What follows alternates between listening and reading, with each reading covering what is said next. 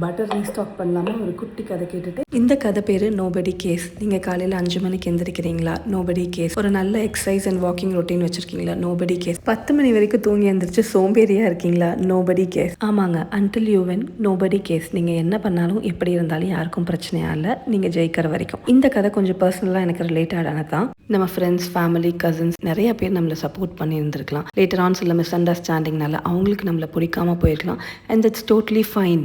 அவங்க எண்ட்லேருந்து பார்க்கும்போது சில வேல்யூபிளான ரீசன்ஸ் கூட இருக்கலாம். பட் சரி போகட்டும், நம்ம வேலையை பார்க்க ஆரம்பிச்சிடும். அந்த ப்ராசஸ் கன்சியூம் பண்ணுறதுக்கு ரொம்ப ஹர்ட்ஃபுல்லாக தான் இருக்கும். பட்டர் அழகாக இருக்குல்ல, அதே மாதிரி உங்கள் லைஃப்பும் பியூட்டிஃபுல்லாக மாறும். லேட்டரான எல்லா கசப்பும் மறந்துருப்போம்.